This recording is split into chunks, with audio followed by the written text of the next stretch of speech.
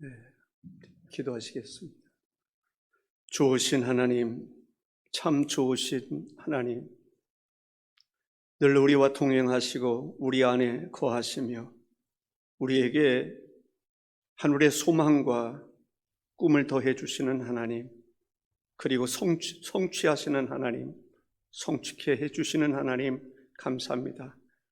이 시간 말씀을 들을 때에 마음이 열리게 하시고 아멘으로 화답하게 하시고 말씀이 우리의 신비에 새겨지는 역사가 있게 하시며 우리의 삶을 변화시키는 놀라운 역사가 있기를 원합니다. 함께 하시는 하나님 감사합니다. 예수님의 이름으로 기도하옵나이다. 아멘. 성경에 보면 하나님이 빛이시다라는 말씀을 하십니다. 하나님이 빛이시다. 예수님이 빛이시라고 하는 얘기를 합니다. 그리스도인들이 빛이라고 얘기를 합니다. 놀랍지 않습니까? 하나님과 예수님과 우리를 어떻게 보면 동급으로 취급하고 있다는 거죠. 이게 성경입니다. 하나님은 빛이시다. 요한일서 1장 5절에 하나님은 빛이시라. 그에게는 어둠이 조금도 없으시다라고 말합니다. 요한복음 8장 12절에 보면 예수께서 또 말씀하여 이르시되 나는 세상의 빛이니 라고 말합니다. 오늘 본문 14절에 보면은 너희는 세상의 빛이라 라고 말합니다. 저는 마음속에 그런 생각이 들었어요. 하나님과 예수님과 우리 인간을 동일하게 취급하시는구나 라고 이야기를 하는 것입니다. 오늘 본문에서 보면은 빛과 소금에 대한 이야기를 하고 있습니다. 빛과 소금의 역할이 얼마나 중요한지 모릅니다. 빛이 없다고 생각해 보세요. 이 세상에 소금이 없다고 생각해 보세요. 사람이 살 수가 없을 겁니다. 우리를 일컬어서 소금이다, 빛이라고 말합니다. 없어서는 안 될 귀한 존재죠. 이 땅에 그리스도인들이 없으면 안 되는 것입니다. 마치 빛이 없으면 안 되는 것처럼, 소금이 없이 안 되는 것처럼 이 땅에 그리스도인이 없으면 안 되는 거예요. 하나님이 안 계시면 안 되는 거예요. 예수님이 안 계시면 안 되는 거예요. 무너지는 거예요. 파괴되는 거예요. 이 땅에는 하나님과 그의 아들 예수 그리스도와 그리스도인들이 있어야 해요. 세상도 건강한 세상이 되고 교회도 건강한 교회가 되는 줄로 믿습니다. 빛과 소금에는 책임이 따르는 것을 볼 수 있습니다. 소금의 경우를 보면 소금은 녹아져야 돼요. 녹아지지 않으면 안 돼요. 그리고 스며들어야 돼요. 배추에 스며들든지 녹을 뿐만 아니라 스며들어야 돼요. 그 다음에 맛을 낼 수 있어야 돼요. 아멘? 이 말은 무슨 말이에요? 우리가 세상에서 우리 그리스도인들이 녹아져야 돼. 스며들어가야 돼. 맛을 낼 수 있어야 돼. 선한 영향력을 끼치는 그리스도인들이 되어야 된다라고 하는 말씀입니다. 성경에 보면은 경건에 대해서 이야기할 때 우리가 경건하면 막 기도하고 말씀을 묵상하고 찬송하고 예배드리고 이것이 경건이라고 생각하기 쉽습니다. 물론 그것도 경건입니다. 그런데 성경이 경건에 대해서 뭐라고 얘기하느냐면 야고보서 1장 27절에 보면 하나님 아버지 앞에서 정결하고 더러움이 없는 경건은 곧 고아와 과부를 그 환난 중에 돌보고 또 자기를 지켜 새 속에 물들지 아니하는 그것이니라 했습니다. 우리가 새 속에 물들지 않는 것도 경건이고 고아와 과부를, 약자들을 돌보는 것도 경건입니다. 교회가 해야 할 일은 약자를 돌아보는 일을 해야 되죠. 뿐만 아닙니다. 교회가 해야 될 일이 많이 있지만 그 중에 하나가 다음 세대, 우리 자녀들을 바르게 양육해야 한다는 것입니다. 정말 그리스도인다운 그리스도인으로서 부족함이 없는 자녀로 양육해야 한다는 거예요.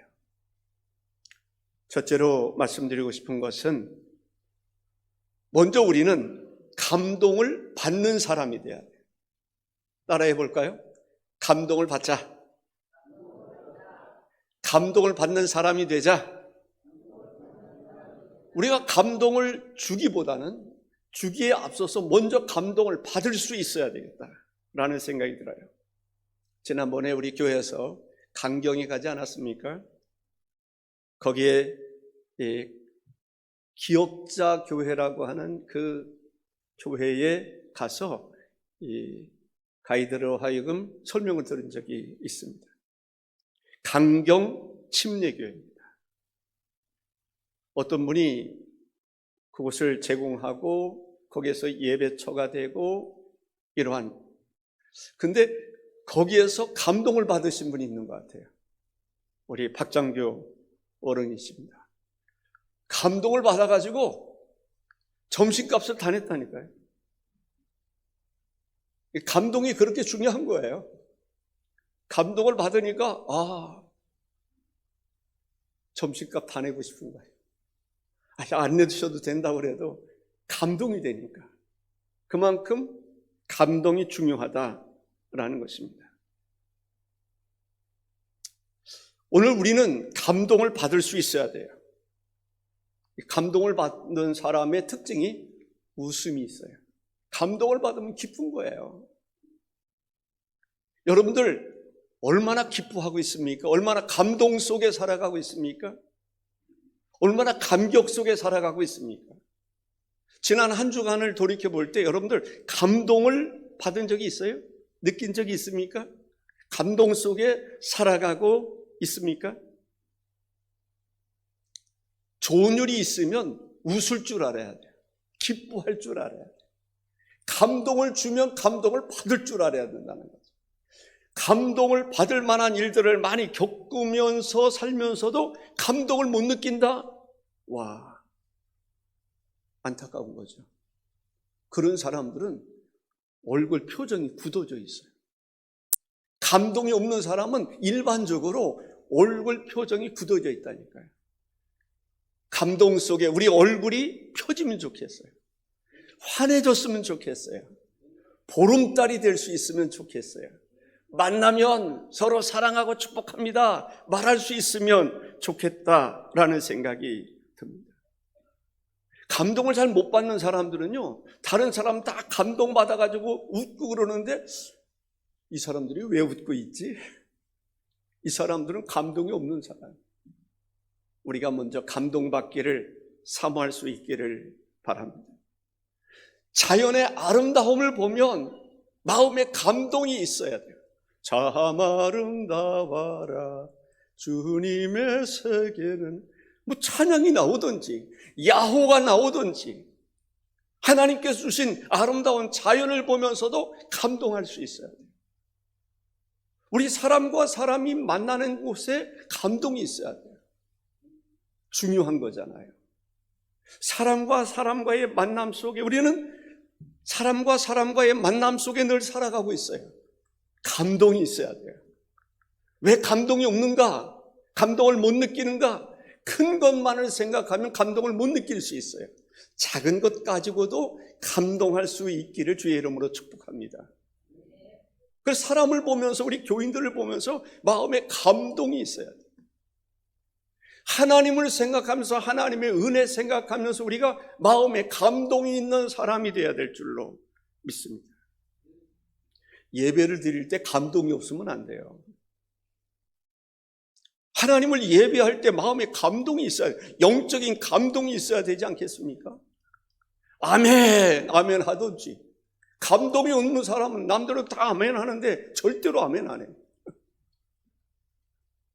예배 속에서 찬양으로 하나님께 화답할 수 있어야 돼요. 말씀을 들을 때 하나님께 아멘, 영광을 하나님께 올려드릴 수 있어야 돼요.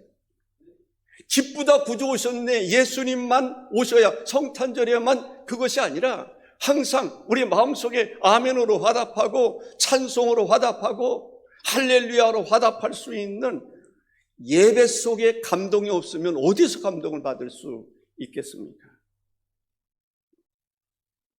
감동이 안 올 수 있어요.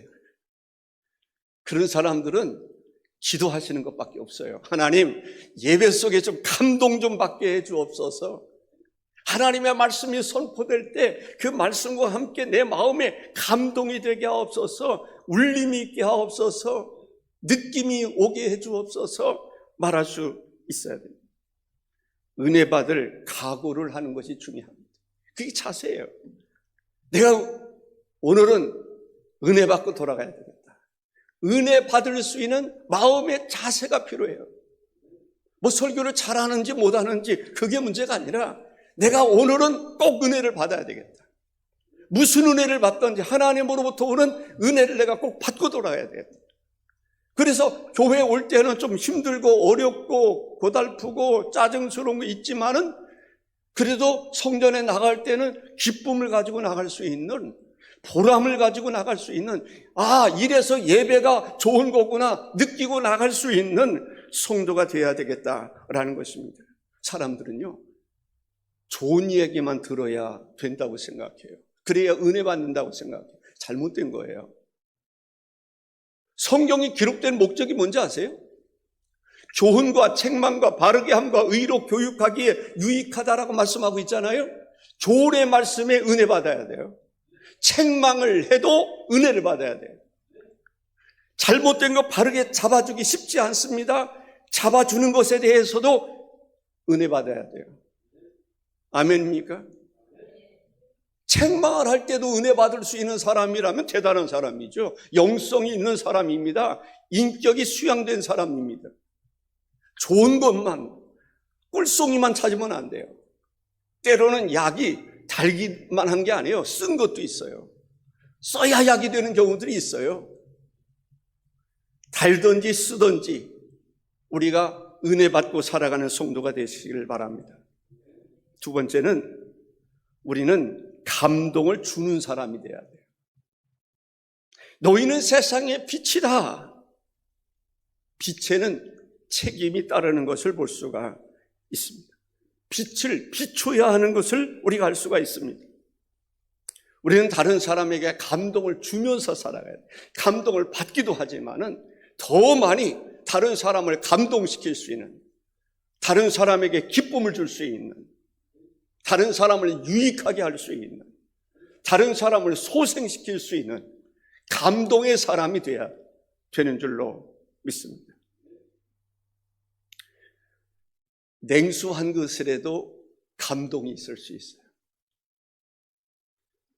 마태복음 10장 42절에 또 누구든지 제자의 이름으로 이 작은 자 중 하나에게 냉수한 것이라도 주는 자는 내가 진실로 너희에게 이르노니 그 사람이 결단코 상을 잃지 아니하리라 하시니라. 소자 중에 아주 작은 사람에게, 볼품없는 사람이라고 할 수 있는, 다른 사람이 알아주지 않는, 아니 거지할지라도 그 사람에게 냉수한 것을 주는 것을 주님은 기억하시겠다는 거예요. 감동을 주는 거죠. 감동은 누구에게 주는 것입니까? 모든 사람에게 주는 것입니다. 사람은 다 똑같아요. 잘난 사람, 못난 사람, 있는 사람, 없는 사람, 느낌은 똑같아요. 목마를 때 냉수 한 그릇 주는 거, 부자라고 해서, 가난하다고 해서 차이가 있는 게 아니에요. 우리는 사람을 보면서 하는 것이 아니라 주님 안에서, 주님 앞에서 우리가 선한 일을 할 수 있어야 돼요. 감동을 줄 수 있어야 돼요.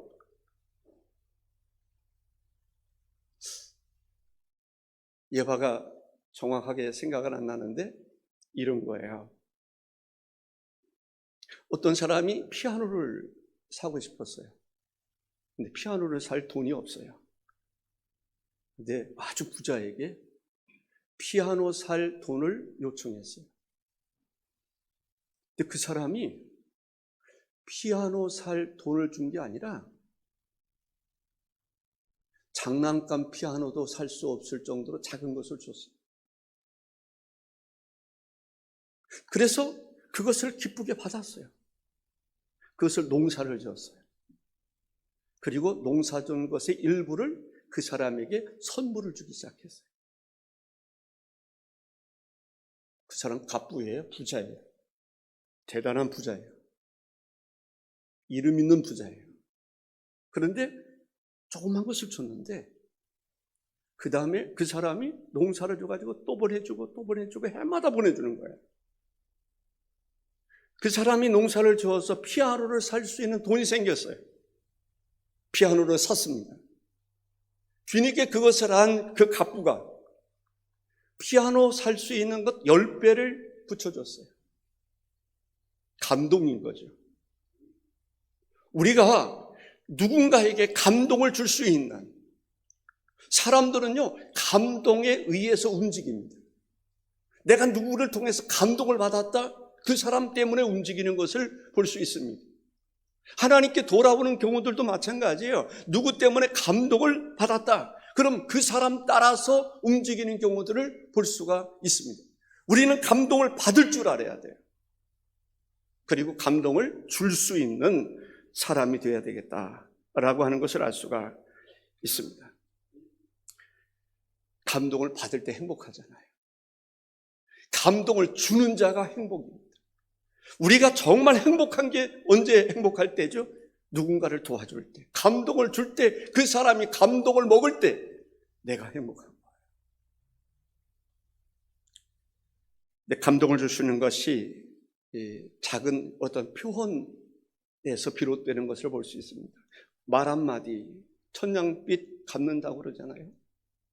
우리가 감동할 수 있어요. 제가 사실은 유성에서 운전을 하다가 차를 옆에다 너무 바짝 붙여놨어요.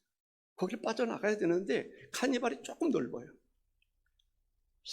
근데 삐져나가려다가 이상하다. 근데 왠지 긁힌 것 같은 느낌이 왔어요. 뭐 움직이거나 그런 건 없었어요. 그래가지고 그 사람에게 글을 남겼어요. 내가 아무래도 당신 차를 긁은 것 같다. 그런 문자를 남겼어요. 그리고 이제 물론 보상을 해줬죠.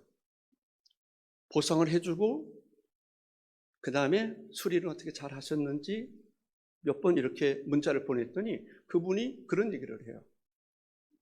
다른 사람 같았으면 그냥 일 처리하고 나면 끝날 텐데 당신은 계속 그것을 염려하고 미안하다고도 하고 또 확인시켜주고 그런 것이 그 분에게 있어서는 감동이다.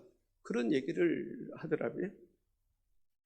어쨌든 우리가 다른 사람에게 감동을 줄 수 있는 그러한 사람 정말 감사합니다. 조그만 표현이지만 감사합니다. 고맙습니다. 은혜가 됩니다. 할렐루야입니다. 이런 말 한마디가 사람을 감동시킬 수 있다라고 하는 것입니다. 지금은 사람들이 감동 따라 움직여요. 그래, 감동 터치가 그만큼 중요한 거예요. 감동 따라 움직인다니까요. 식당도요, 맛 따라 움직이기도 해요. 분위기 따라 움직이기도 해요. 그 사람이 어떤 서비스를 해주느냐에 따라서 움직이기도 합니다. 감동에 따라서 움직인다니까요. 맛이 좀 떨어져도 마음에 감동이 되면 거기 또 찾아가는 거예요. 사업도 마찬가지일 것 같아요. 감동을 줄 수 있는 그것이 중요하지 않을까라는 생각이 듭니다.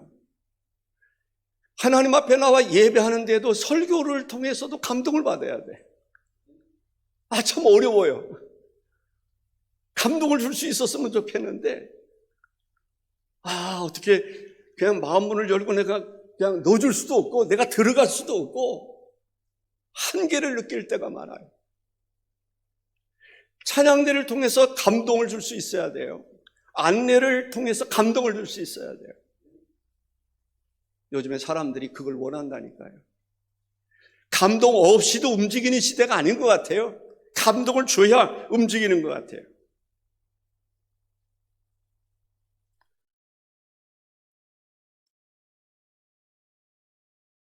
성경에 보면 이런 말씀이 있습니다.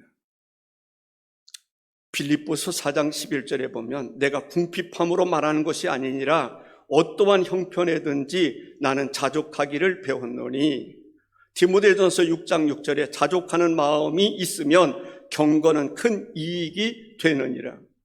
우리가 다 만족할 수 없어요. 공감하십니까? 설교 다 만족할 수 없다니까요.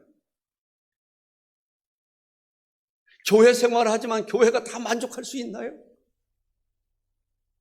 그래서 우리는 어떤 마음을 가지라고요? 자족하는 마음을 가지라. 아멘. 네 번째는 하나님을 감동시키는 사람이 되어야 돼요.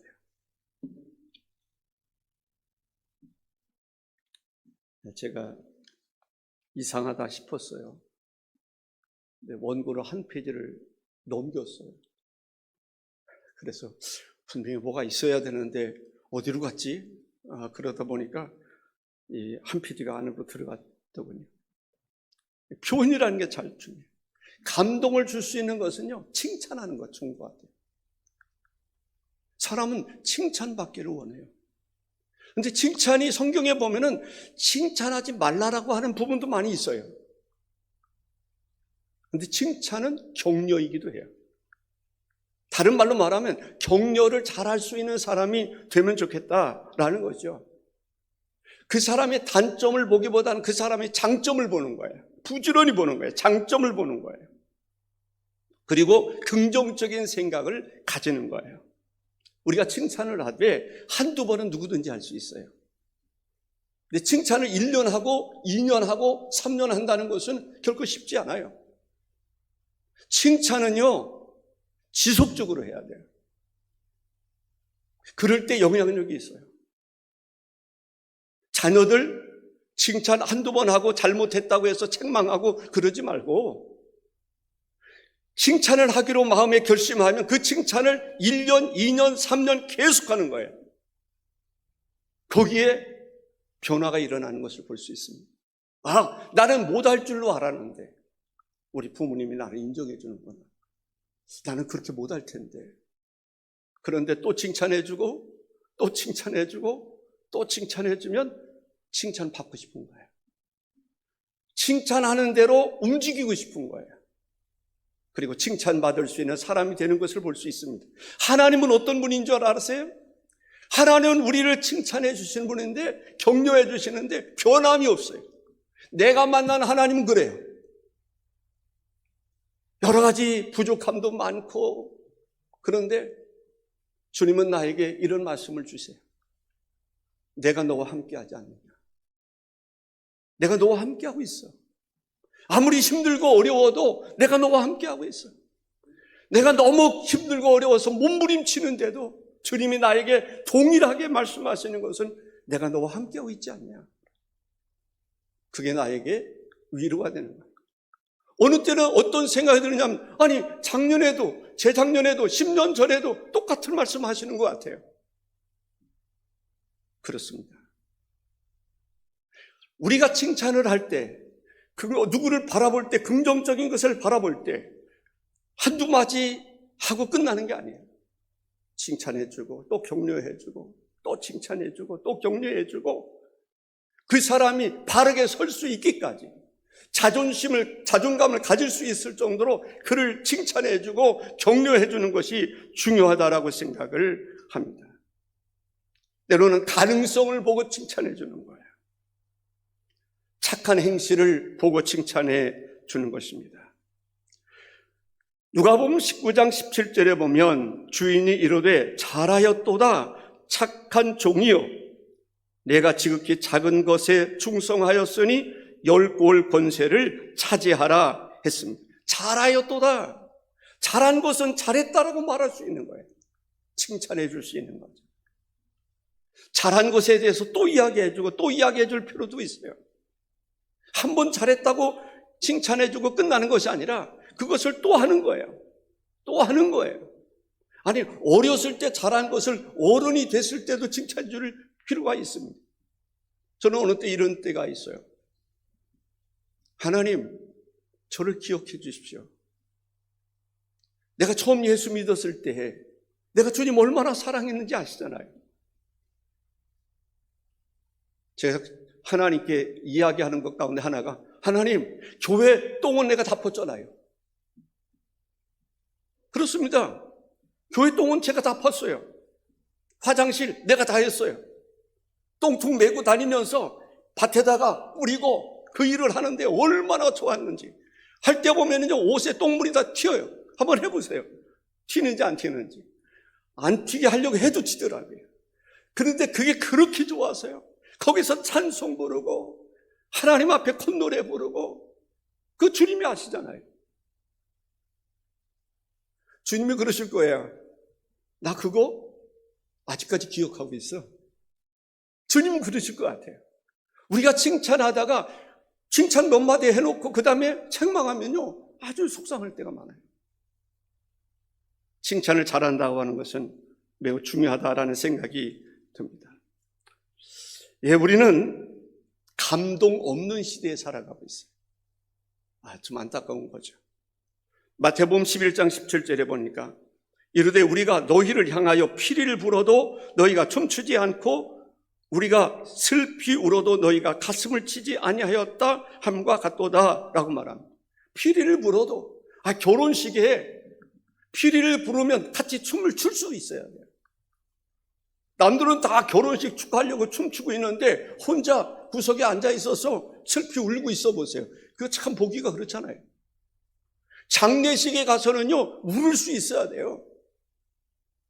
다시 말한다면 우리가 감동을 줄 수 있어야 돼요. 잔치집에 결혼식이 있을 때 같이 춤추고 그러면 그 사람에게 위로가 된단 말이에요.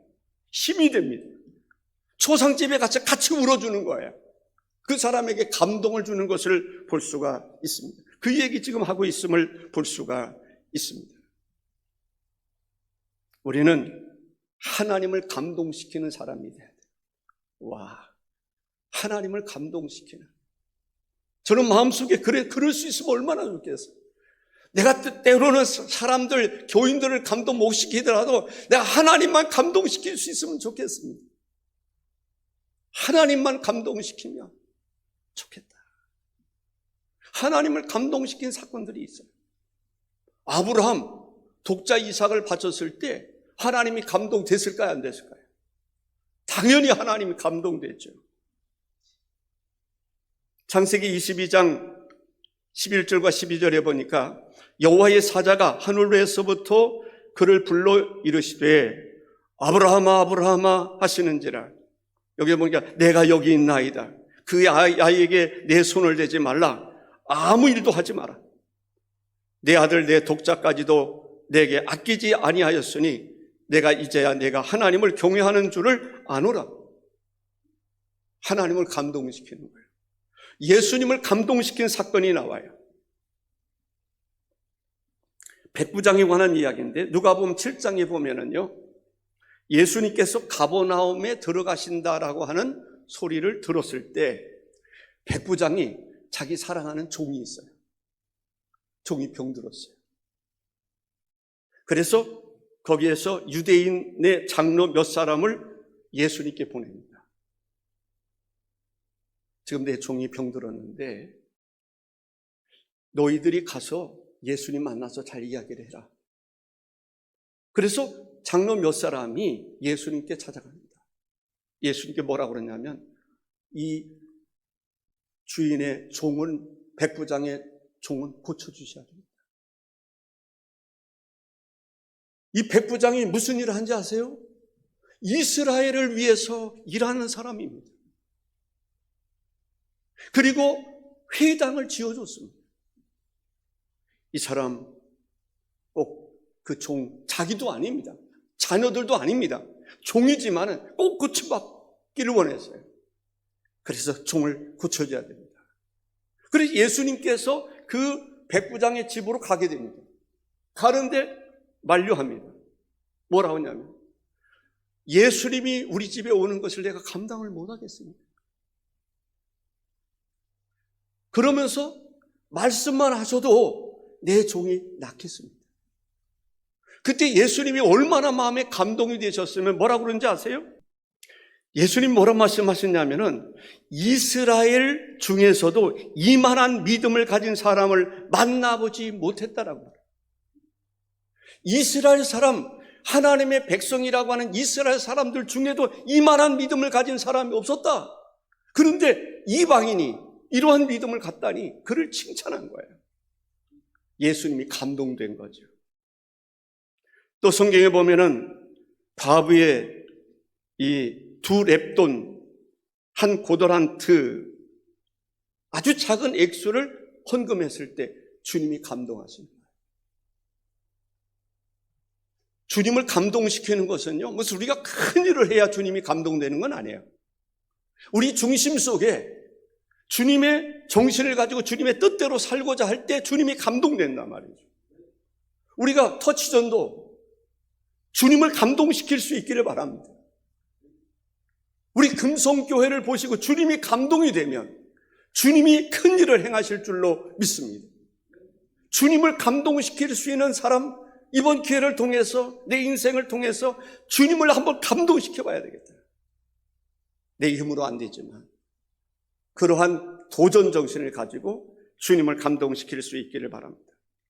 이번 분과별 모임을 통해서 보면요, 정말 감동되는 일들이 많았어요.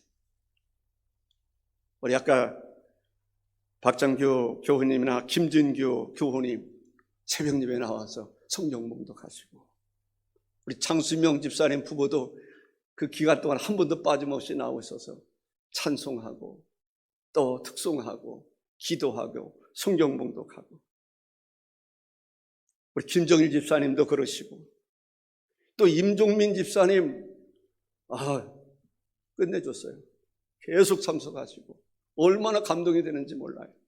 와, 처음에는 한두 번 오시다 그냥 말지 않겠나라는 생각이 들었었는데 이 시동이 걸린 것 같아요.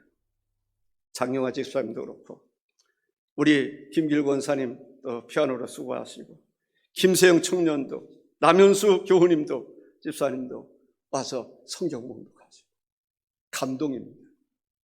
사랑하는 성도 여러분, 우리 모두는 감동을 받을 줄 알아야 돼요. 감동이 될 수 있어요.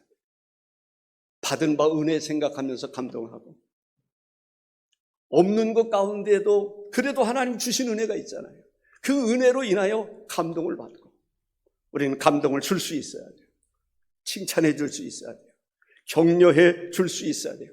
부정적인 것 바라보지 말고 긍정적인 것을 말할 수 있어야 됩니다. 하나님을 감동시키는 우리 모두가 되기를 주의 이름으로 축복합니다.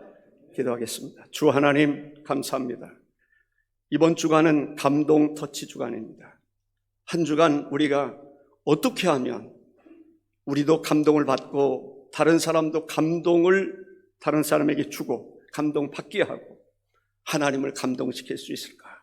한 주간을 우리가 기도하고 예배하고 찬양하고 주님 바라봄으로 평생을 감동을 받고 감동을 줄 수 있는, 주님을 감동시킬 수 있는, 그리고 하나님의 은혜를, 그리함으로 하나님의 은혜를 끌어내어 쓸 수 있는 그러한 성도들 다 되게 하옵소서. 예수님의 이름으로 기도하옵나이다. 아멘.